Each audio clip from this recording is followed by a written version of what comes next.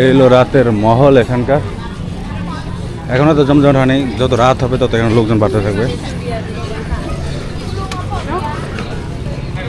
প্রচুর নয়েজ, কান সালাপালা যায় হয়ে যাওয়ার মতো অবস্থা। তো দেখলাম রাস্তার উপরই মাসাজ করতেছে, ফুট মাসাজ, হেড মাসাজ। কলকাতায় যারা গেছেন তারা জানেন, কলকাতার রাস্তাঘাটে, বাজারে, বন্দরে হাঁটলে যেরকম এক ধরনের স্মেল আসে, ধূপের মতো আর কি, সেম স্মেলটা এখানেও পাচ্ছি। কিন্তু এখানে ফুটপাথ, পুরো ফুটপাথ দখল করা, প্রচুর ধরনের পোকামাকড় এখানে। এখানে আমাকে জিজ্ঞাসা করতেছে যে আমি টিপ দেবো কিনা, ওগুলো কারা খায় যায় না, তবে আমার মাঝে মাঝে ইচ্ছা করে যে আমি একটু ট্রাই করি। এখানে যেটা বুঝলাম যে এখানে মাসাজটা খুব পপুলার, আর এখানকার থাই খাবার বিশ্বজুড়ে পপুলার।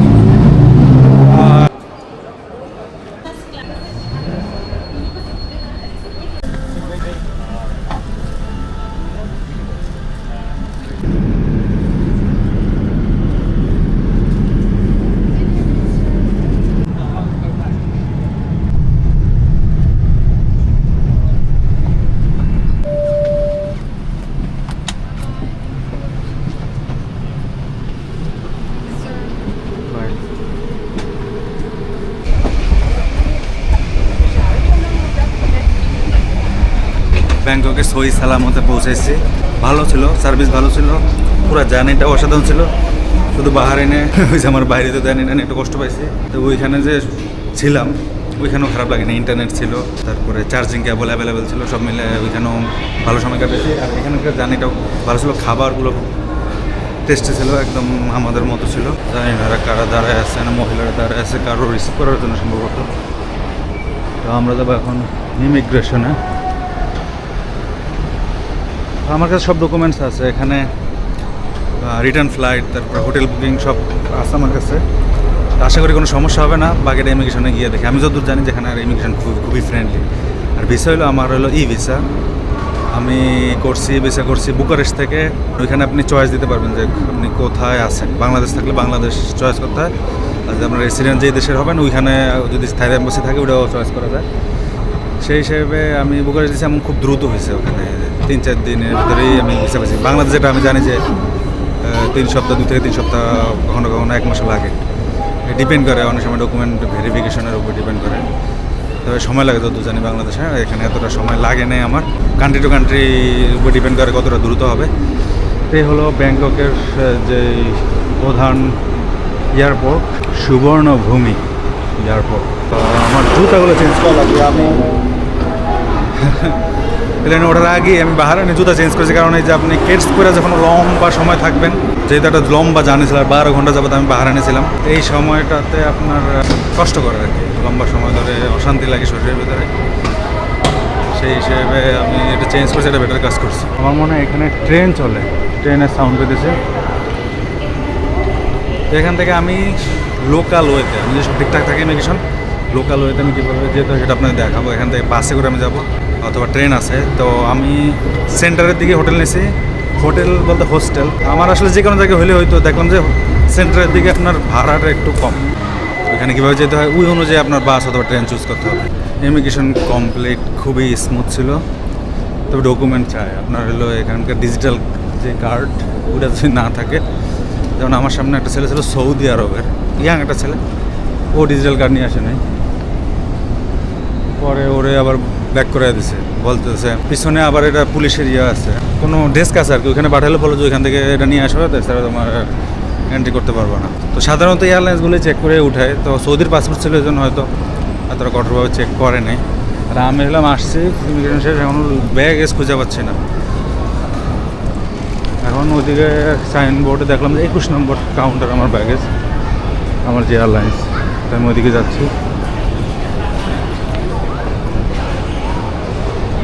তো যে ডকুমেন্ট হলো হোটেল বুকিং চাই নাই, তবে রিটার্ন টিকিট দেখতে চাইছে, আর হলো যেটা বললাম অ্যারাইভাল কার্ড আর লিভ ভিসা, আর কোনো ইয়া নেই, খুব ফ্রেন্ডলি। 21 নম্বরে আসছি, কিন্তু আমার ব্যাগেজ তো দেখতেছি না, আমার ব্যাগেজ আসছে বুকারেস্ট থেকে, এর ভিতরে 3টা প্লেন চেঞ্জ হয়েছে, জানি না ঠিকঠাক মতো যদি আসে আর কি।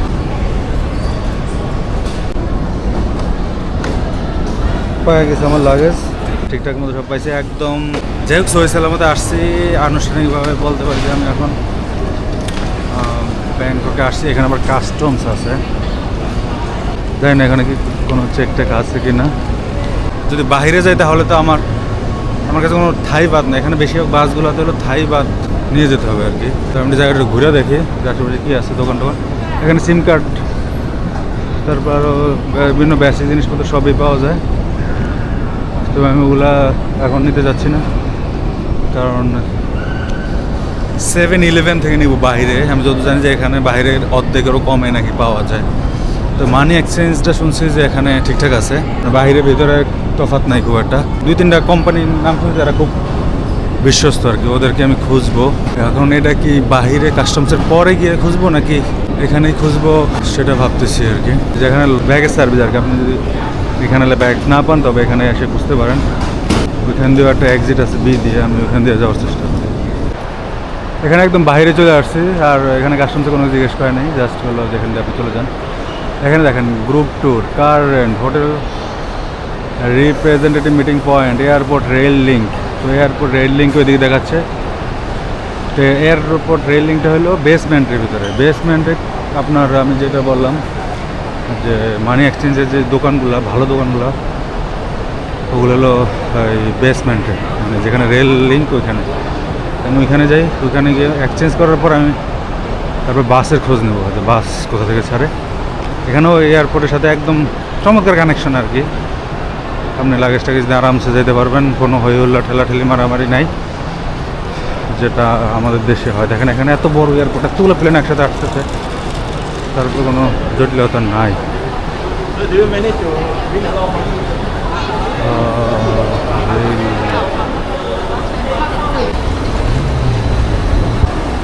বেসমেন্টে যাওয়ার জন্য এরকম আপনার এই যে সিঁড়িগুলো, রানিং সিঁড়িগুলো এগুলো আছে, আমরা ওটা দিয়ে নামতেছি। খুব ইজি আর কি। আপনার কাউরে আমি একজনে জিজ্ঞেস করলাম জাস্ট, তবে জিজ্ঞেস করারও দরকার নেই, খুব কাছাকাছি আর কি।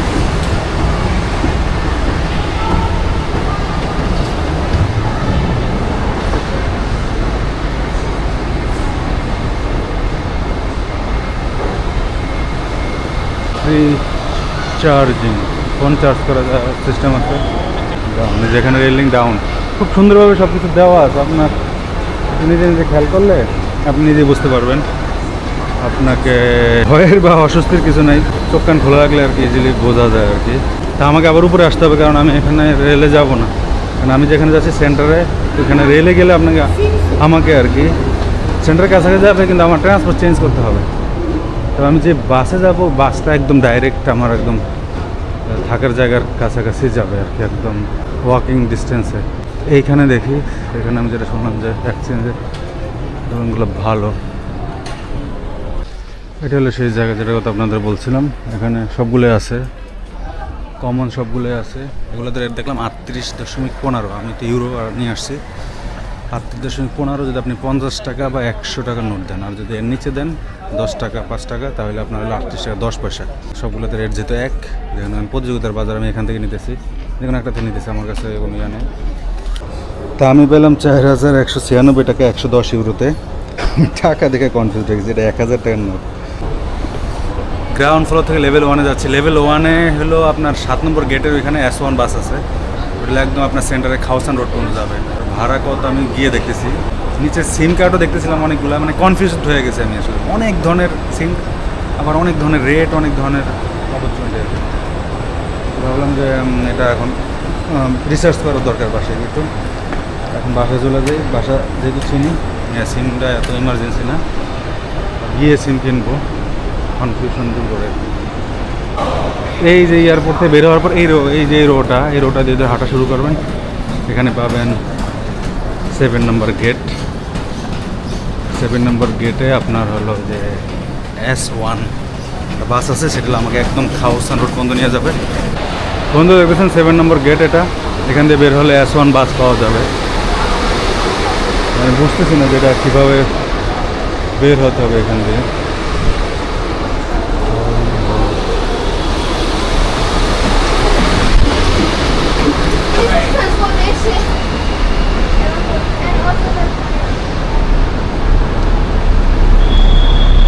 এখানে লেখা শাটেল বাস, ওই যে এখন দাঁড়ায় আছে আমার সামনে, বাসটা চলে যাচ্ছে, সম্ভবত এটা মিস করবো। বাইরে প্রচুর গরম, আমার যদি জ্যাকেট পরালে আমার চেঞ্জ করতে হবে। লাইট টাইট কিছু দেখতেছি না, পার হওয়া উচিত কিনা।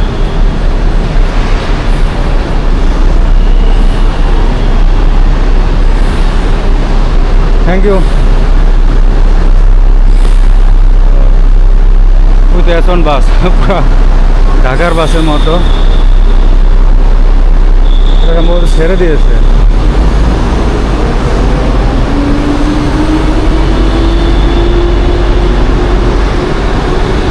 এই জায়গায় আসলে সোজা কথা এই 7 নম্বর গেট দিয়ে বেরোবেন, 7 দেখা যায় এখানে বাস পাবেন S1, একদম আপনার খাওয়াসান রোড একদম সেন্টার নিয়ে যাবে।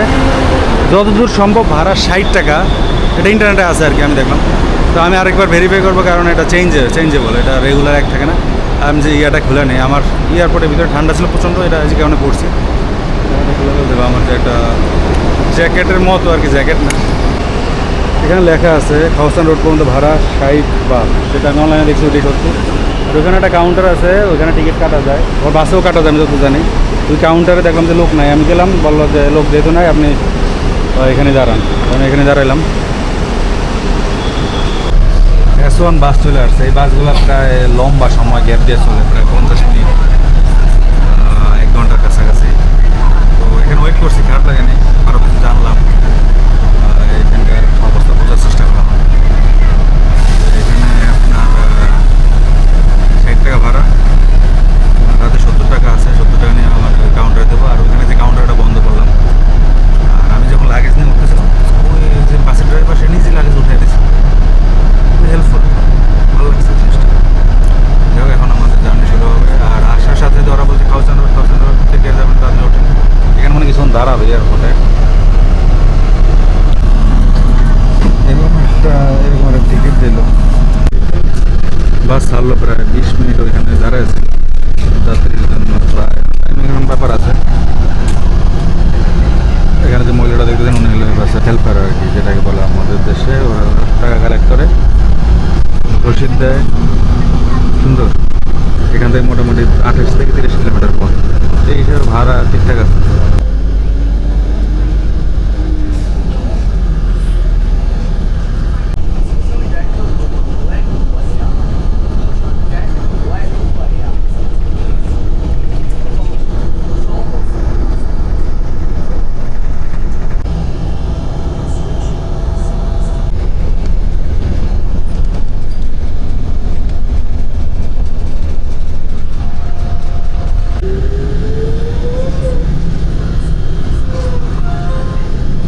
Programa Kenamler.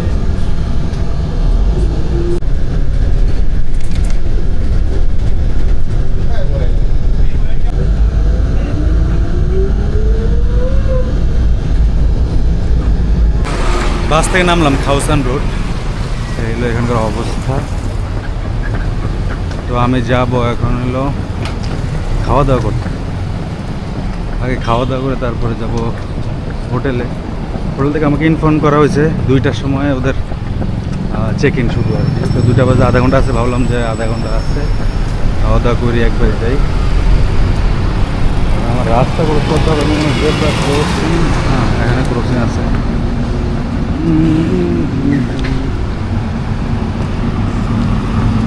ক্রসিং দেখতেছে না, কিন্তু মানুষ পার হচ্ছে। এখানে আমি ওপার গিয়ে তারপরে ডান পাশে রাস্তাটা আছে, ওটা দিয়ে যাবো।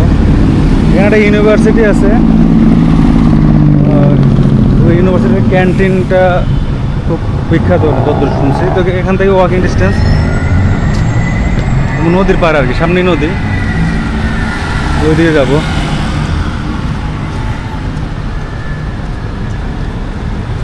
ইউনিভার্সিটির নামটা আমি বলতেছি, আমি এতক্ষণ মনে ছিল কিন্তু এই মুহূর্তে মনে পড়তেছে না।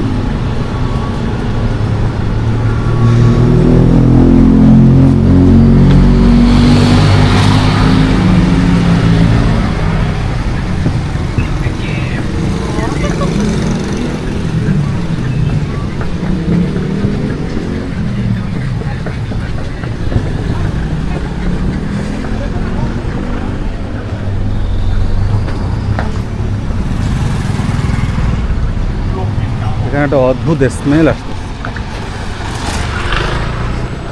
স্মেলটা হলো, কলকাতায় যারা গেছেন তারা জানেন, কলকাতার রাস্তাঘাটে বাজারে বন্দরে হাঁটলে যেরকম এক ধরনের স্মেল আসে, ধূপের মতো আর কি, সেম স্মেলটা এখানেও পাচ্ছি। কিন্তু এখানে ফুটপাথ, পুরো ফুটপাথ দখল করা, হাঁটার মতো অবস্থা নেই। দোকানপাট লাগে, হাঁটার মতো তো অবস্থা নাই।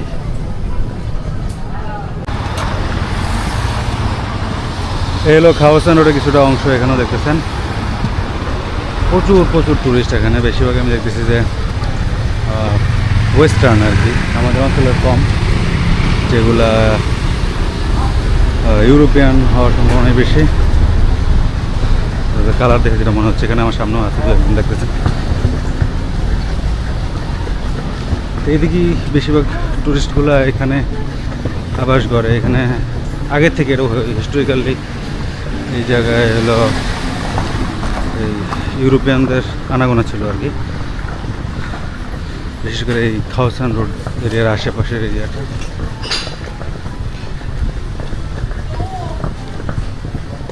এখানে যে রেস্টুরেন্ট, খাওয়ার জায়গা, আমি আর একটু সামনেই, আমি এখানে যাব। এখানে দেখেন কিছু মূর্তি, কিছু রেস্টুরেন্ট। এখানে উপরে দেখতেছেন থাই ট্র্যাডিশনাল ঘরবাড়ি। আমি জানি না এক্স্যাক্টলি এগুলো কি কোনো স্পেশাল জায়গা কিনা, দেখে মনে হচ্ছে তাই।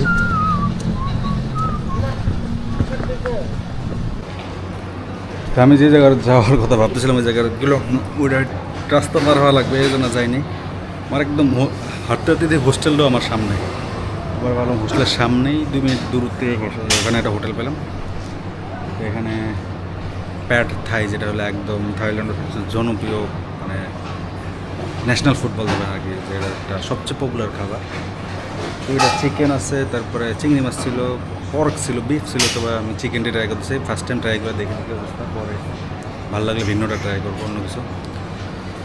তো দেখি কেমন টেস্ট। এই হোটেলের কোনো রিভিউ টিভিউ কিছু আমার কাছে নাই, দেখলাম যে গুগলেও এদের কোনো নাম এন্ট্রি করা নেই।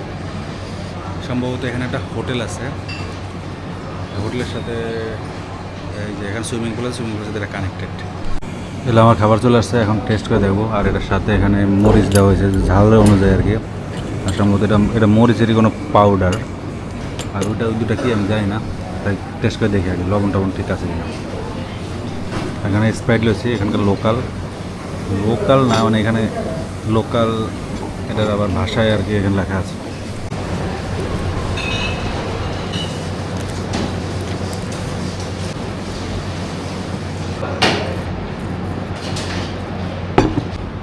চেটে পুটে সব শেষ,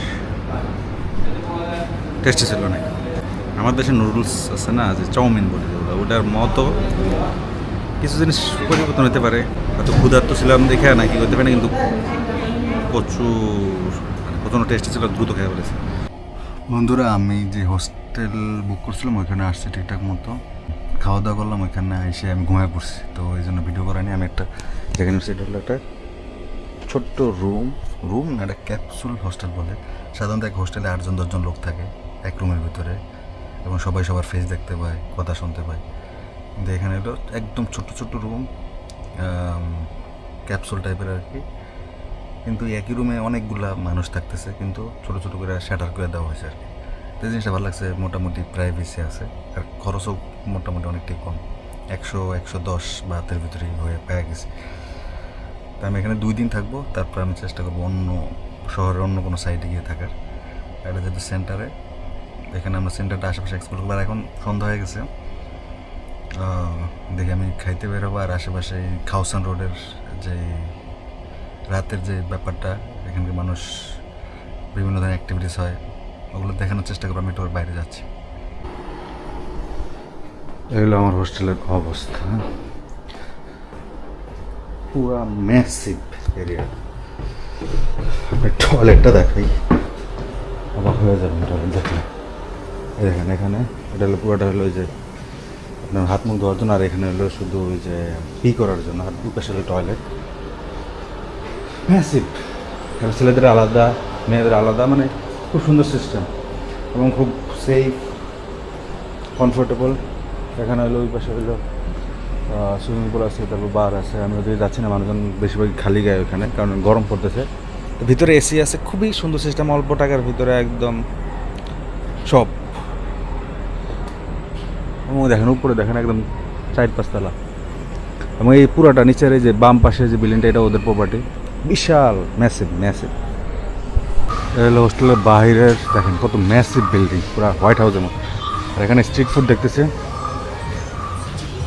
এগুলো আমি খাবো না এখন। এখানে আছে টুক টুক টুক টুক পিং পং।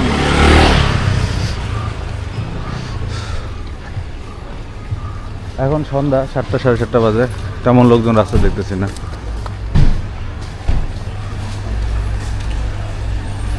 তবে আমার কাছে ইন্ডিয়ান একটা এই জায়গাটা আর কি, কলকাতা একটা, মানে কলকাতার যে পুরান টাউন, ওই জায়গার মধ্যে একটা ভাইবস আছে।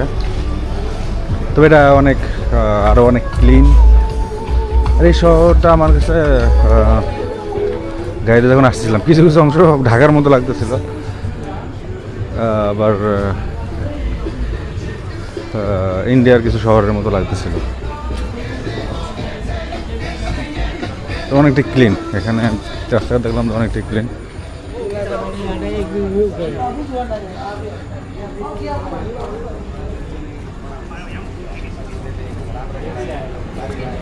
কিম জং উন।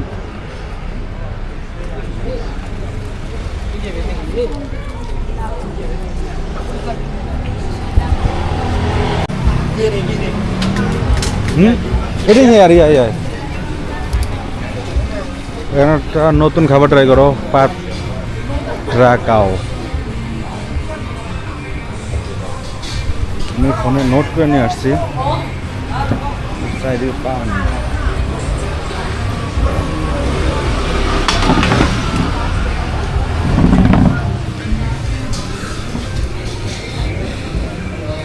এই দেখেন, আমি এখানে নোট করে আনছি। এটার নাম হলো প্যাট ক্রাপাও। থাইদের প্রতিদিনের জনপ্রিয় খাবার। এটি তুলসী পাতা, কাঁচামরিচ, রসুন, সয়া সস দিয়ে কুচি করা মুরগি ও গরু মাংস এটি জাল ফ্রাই, যা সাদা ভাত উপরে এটি পোস্ট করা ডিমে দিয়ে পরিবেশন করা হয়। এখন দেখি কেমন লাগে আর কি, কারণ আমাকে প্যাট থাইও এখানে দেখলাম যে সস্তা। আমি যেখানে খাইছি ওখানে 120 টাকা নিচ্ছে, এখানে 70 টাকা। এখানে স্ট্রিট ফুড এখন বসার জায়গা কত সুন্দর, এখানেও ট্রাই করা যেতে পারে। যাই না ড্রিঙ্ক কি আছে ওদের কাছে, এখানে গন্ধ এত রাস্তার পাশে তো, কিন্তু আমার মনে হয় একদম তাজা খাবারই হবে, টেস্ট করে দেখি। এই হলো প্যাট ক্রাপাও। কিছু একটা জিনিস বিক্রি করতেছে গাড়িতে করে। আমরা এখন খাওয়াচান রোড যাবো, এখান থেকে দেখেন টেম্পল আছে। রাত্রেবেলা তেমন পারফেক্টলি দেখাতে পারবো না, রাত্রেবেলা বলতে সন্ধ্যা এখনও। তো আমি আপনাদের খাওয়াচান রোডটা সবচেয়ে ব্যস্ত, ওই রোডটা দেখানোর চেষ্টা করি।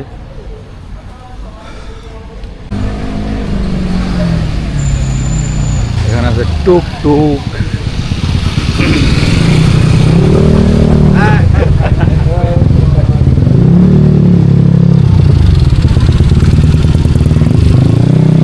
এখানে ছোট ছোট দোকানে অনেক কিছু বিক্রি করে। আমি দেখলাম ফল থেকে শুরু করে পেঁপে, আনারস। যেখানে বাংলাদেশের মধ্যে ছোটো ছোটো যে দোকানগুলো, চানাচুর ভাজার ওই রকম আর কি, মরিচ দিয়ে।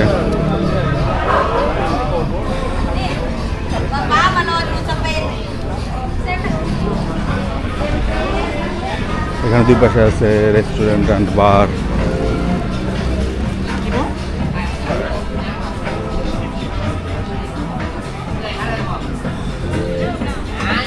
এখানে ফল বিক্রি করা হয়েছে। Papaya? Papaya, mango, pineapple, watermelon. How much? 40. 41? Yeah. And mango? 40. Same. Yeah. Mango. Pineapple, 1, 2. 40. Okay. Papaya? Papaya. Cut. Cut.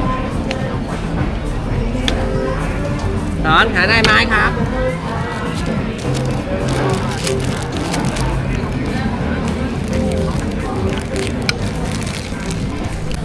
এই হলো রাতের মহল এখানকার।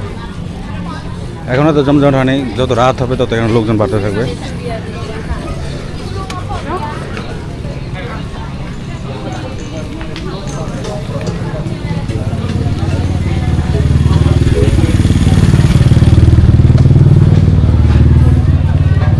এখানে বেশিরভাগ ইউরোপিয়ান লোক যেটা দেখতেছি।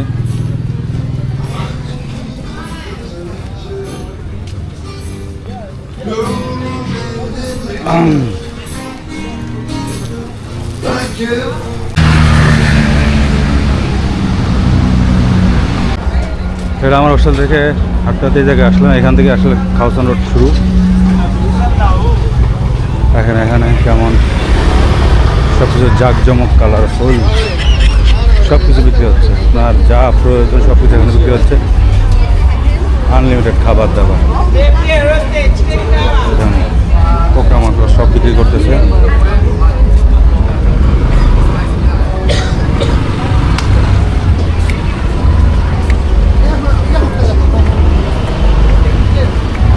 এখানে দেখতেছি দাম আরও কম, একদম মিল শেক যেটা আমি এখন খাইলাম পেঁপে, সেটার দাম হলো 40 টাকা নিচ্ছে, এখানে 60 টাকা করে বিক্রি করতে। দেন পোকামাকড় বিক্রি করতেছে। কম কম এটা একটা বার।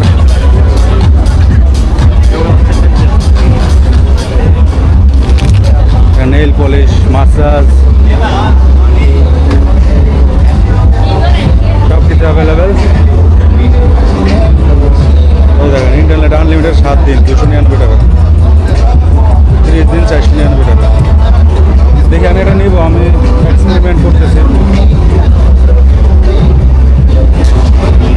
চারিদিকে গান চলতেছে, আমি জানি না এখানে কপিরাইট টপিরাইট আছে কিনা।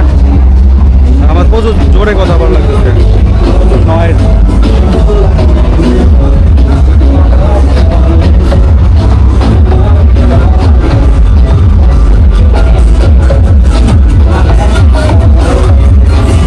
প্রচুর নয়েজ, কান সালা পালা যায় হয়ে যাওয়ার মতো অবস্থা। তবে লাফিং গ্যাস বিক্রি করতেছে, আমি জানি না কেন।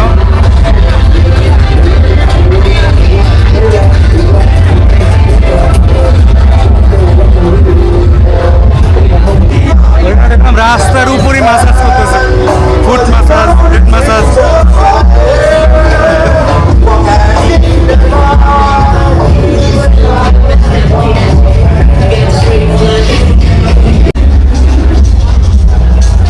অর্থাৎ আমরা রোডের একদম শেষ প্রান্তে চলে আসছি। এখানে বিভিন্ন ধরনের খাবার টেস্টি, যত খাবার এখানে ট্রাই করলাম। আর স্মেল যেটা আসতেছে টেস্টি খাবার। এখানেও পর্ক খাওয়ার প্রচুর কালচার, সব কিছুর সাথে আপনি পর্কের অপশন পাবেন। মিটও অ্যাভেলেবেল আছে, চিকেনও অ্যাভেলেবেল আছে, আর শিম চিংড়ি মাছ ওটাও অ্যাভেলেবেল, আর সাথে পর্ক। যাই খান সেটা বিভিন্ন ক্যাটাগরিতে থাকে আর কি। যেমন এগুলো আপনার কাবাবটাও, এগুলোর ভিতরেও এই পর্ক অ্যাভেলেবেল। এখানে যে পাজামা 100 টাকা করে বিক্রি হচ্ছে এখানে। খাওসান রোডের একদম শেষ প্রান্তে, 5 মিনিট লাগে আপনি হাঁটলে। এই রোডের ভিতরে মানুষের আনাগোনা বেশি। এর আশেপাশেই বিভিন্ন হোটেল, রেস্টুরেন্ট বা ভয়নাদের আনাগোনা বেশি। যেখানে যেমন অ্যালকোহল বিক্রি হচ্ছে।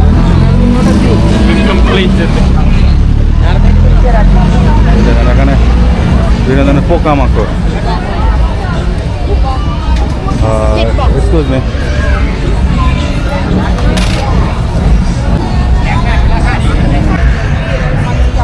এখানে প্রচুর ধরনের পোকামাকড়। এখানে আমাকে জিজ্ঞাসা করতেছে আমি টিপ দেবো কিনা। টিপ দিয়ে দিলে আমার কাছে খুচরো কিছু পয়সা ছিল, ওগুলো কারা খায় যায় না। তবে আমার মাঝে মাঝে ইচ্ছা করে যে আমি একটু ট্রাই করি, কিন্তু রুচি আসে না, বমি আসে পড়ে আর কি। এখানে বাচ্চাদের কিছু খেলনা আছে, তার মানে পোকামাকড় নিয়ে মানুষের অনেক আগ্রহ আছে, এই জন্যই এখানে এরকম টিপের ব্যবস্থা করা হয়েছে। টিপ দিতে গিয়ে আমার কাছে রোমানিয়ান কিছু কয়েন ছিল, ওগুলোও দিয়ে দিচ্ছি, সমস্যা নেই, সেটা কালেকশনে রাখতে পারবে। খাওসান রোড একদম শেষ, এখন এখানে একদম নিরিবিলি।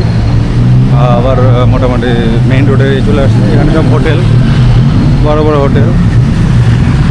এখানে যেটা বুঝলাম যে এখানে মাসাজটা খুব পপুলার, আর এখানকার থাই খাবার বিশ্বজুড়ে পপুলার। আর বিভিন্ন ধরনের এই যে জুয়েলারি, তারপরে কালেকশনের জন্য অনেক কিছু আছে। আর প্রচুর নয়েজ রাস্তায়, যে প্রত্যেকটা গাড়ি মোটর সাইকেল যেভাবে সাউন্ড করে, হর্ন বাজায় না, কিন্তু যে গাড়ি যে চলতেছে এটার ব্যাপক সাউন্ড। দেখেন মোটর সাইকেল, দেখেন স্কুটি, প্রচুর স্কুটি, পুরুষ মহিলা সবাই স্কুটি চালায়। ওইখানে পিছনে রানীর ছবি দেখতেছে মনে হয় কোনো, আমি জানি না এখানে এখন পলিটিক্যালি কারা ক্ষমতায় আছে বা কি। সিনেমাত্রা পরিবার আগে একসময় ছিল লম্বা টাইম, এখন কারা আছে আমার জানা নাই। তা আমি আবার হোস্টেলে দিয়ে যাবো ভাবতেছি।